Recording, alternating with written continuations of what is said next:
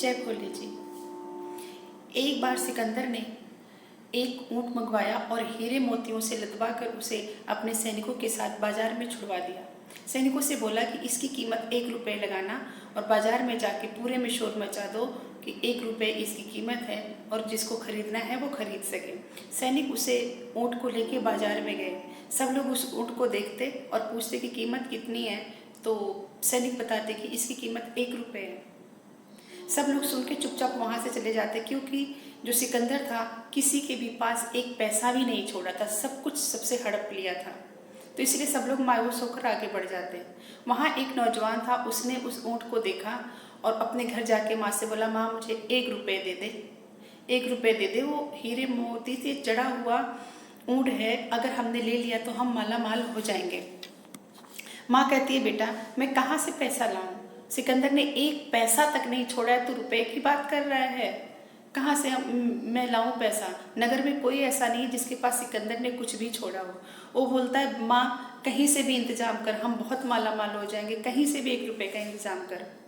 बेटे की जिद पे माँ वहाँ जाती है जहाँ उसका पति मरा रहता है, और कब्रिस्तान में जहाँ वो गाड़ी रहती है वहाँ जाके कब्रिस्तान को खोदती है और उस अपने आदमी के मुंह से निकाल के 1 रुपया और ला के अपने बेटे को दे देती है। बेटा खुशी खुशी दूसरे दिन बाजार जाता है और खड़ा रहता है कि जैसे ही ऊँट आज आएगा सबसे पहले मैं उस ऊँट को खरीद लूँ। और बेटा उस ऊँट को खरीद लेता है। उसका नाम पता सैनिक लिख कर ले जाके सिकंदर को दिखाते हैं। सिकंदर पूछता है कि ये ऊँट किसने खरीदा है?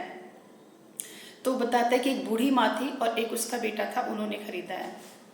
सिकंदर बोलता है कि उस बूढ़ी माँ को दरबार में बुलाया जाए। बूढ़ी माँ को बुलाया जाता है। बोलता है सिकंदर के, बूढ़ी माँ, तो तेरे पास पैसे कहाँ से आए? मैंने 1 रुपया भी किसी के पास नहीं छोड़ा था, तेरे पास पैसे कहाँ से आए ऊँट खरीदने के लिए? बूढ़ी माँ बोलती है, अरे सिकंदर, मेरे पास कहाँ से पैसे आएंगे? तूने तो कुछ छोड़ा ही नहीं है। हमारे रीति रिवाज में है कि जब कोई मर जाता है तो उसके मुँह में कुछ पैसे वगैरह डाल के तब विदा करते हैं, तब कब्रिस्तान में कब्र में गाड़ते हैं। तो मैं ये 1 रुपया अपने पति के मुंह से निकाल के लाई, अपने बेटे की जिद की वजह से। तब सिकंदर को एक और आइडिया मिल जाता है कि मैंने सबका सब कुछ तो ले लिया है। उसने जितने मुर्दे गड़े थे सबको खुदवाया और सबके मुंह से वो 1 रुपया निकलवा लिया। सब कुछ दुनिया का लूट लिया। सिकंदर एकदम जग जीत गया। शायद इतिहास में आपको पता ही है कि सिकंदर कौन है। जब सिकंदर के मरने की बारी आई, एक दिन ऐसा हुआ कि सिकंदर को बहुत दस्त लग गई और वो रुकने का नाम नहीं ले रही है।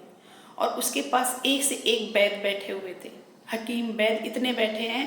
उनके ऐसे काम थे कि वो बहते हुए समंदर को भी दवा डाल के रोक सकते थे, लेकिन सिकंदर का दस्त नहीं रोक पाए। इसलिए कहते हैं कि भगवान का किया हुआ कभी नहीं जाता। कितना भी घमंड कर लो, कितना भी जोड़ लो, कितना भी पैसा जोड़ लो, लेकिन एक दिन सबको मरना है।